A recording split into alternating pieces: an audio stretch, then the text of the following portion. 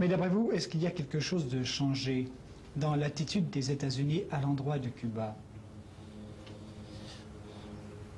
Peut-être. Je vous dis, c'est difficile à vous répondre directement. En tout cas, nous ne fixons pas notre position en écoutant, en regardant ce que les États-Unis font ou ce que les États-Unis vont. Nous faisons notre politique internationale. Et naturellement, nous regardons avec attention ce qu'il fait parce que c'est notre ennemi, il est près de nous et il est très fort. Aujourd'hui, dans ces derniers jours, il y a quelques voix américains, on les connaît, le sénateur Fulbright, par exemple, qui a parlé un langage absolument différent. Mais immédiatement, M. Arus, M. Thomas Mann ont parlé dans le langage habituel. Et nous ne pouvons pas savoir si vraiment l'attitude de Fulbright, par exemple, correspond à un changement de la position des États-Unis ou seulement est une voie isolée. Est-ce que le blocus économique imposé par les États-Unis a affecté la vie à Cuba? Oui, il a fait changer, en premier lieu, il a fait changer absolument toute la vie de Cuba. Nous avons changé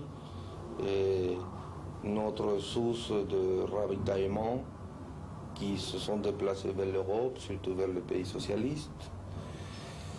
Et nous avons changé toute notre vie, même les articles de luxe, les articles de consommation à long terme, on peut dire, je ne sais pas bien la parole en français. Et ça a presque disparu à Cuba. Et il y avait beaucoup de choses qui manquent. Notre industrie ont passé par une période assez longue où il n'y avait pas de pièces de rechange.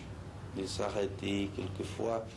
Nous ne pouvons pas le mettre en fonctionnement.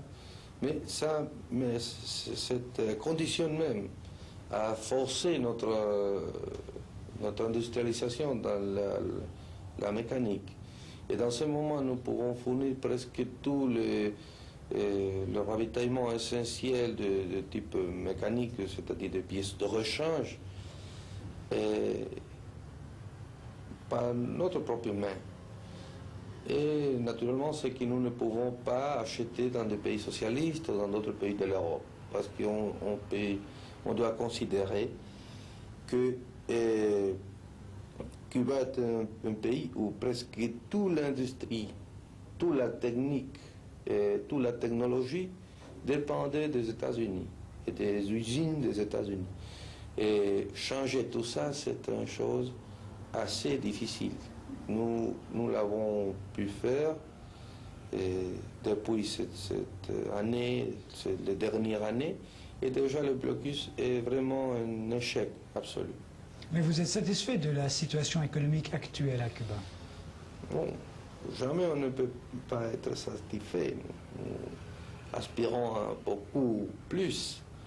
Mais l'année passée a été l'année plus basse, surtout dans la première partie de l'année, où l'économie était dans le moment le plus bas. Et depuis ce moment, nous avons commencé à croître notre industrie, notre agriculture. Et ça, c'est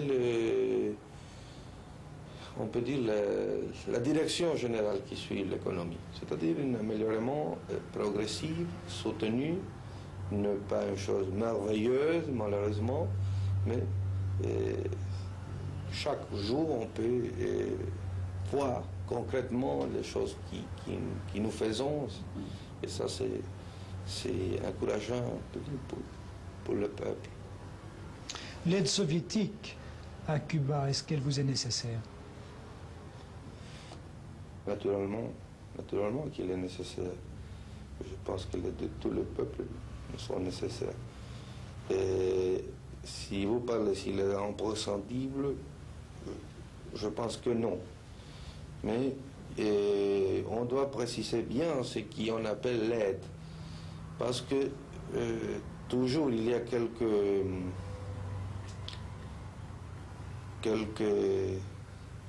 on se dice Erreur, tromperie. Oui. Et pour exemple, les Américains parlent de l'aide soviétique en considérant le commerce. Et nous avons un très fort commerce qui est sur une base bilatérale d'une partie de l'autre. Ça n'est pas l'aide. L'aide soviétique est quelques accords à long terme, par exemple l'accord pour la canne à sucre et les accords pour donner des entreprises industrielles complètes avec des crédits à long terme. Et ça, c'est très important pour notre développement.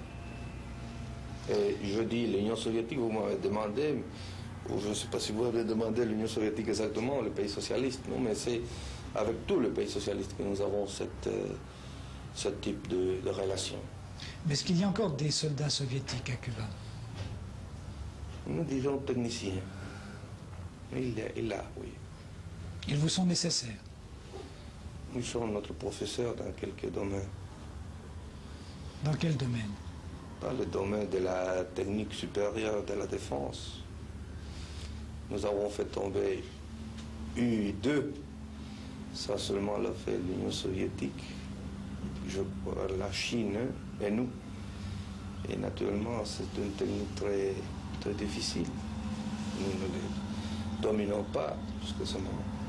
Quelle est la position de Cuba face au conflit qui oppose Moscou à Pékin? Nous, dans ces questions, nous les déplorons beaucoup. Nous ne parlons, jusqu'à ce moment, nous ne parlons pas officiellement de ça.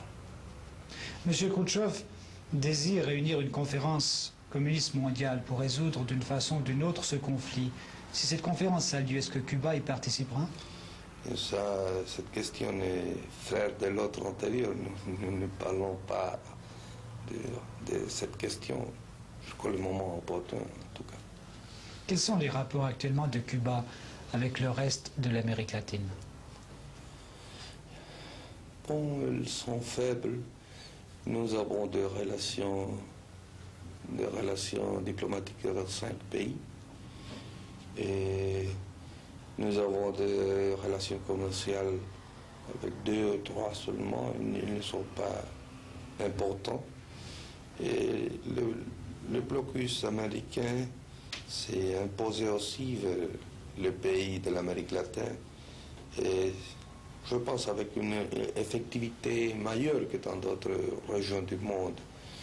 Et les pays américains nous ont condamnés à Punta del Este, à l'Uruguay, dans une conférence l'année 62.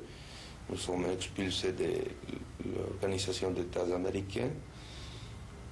Et il y avait beaucoup de pays qui ont coupé son relation diplomatique et commerciale avec nous.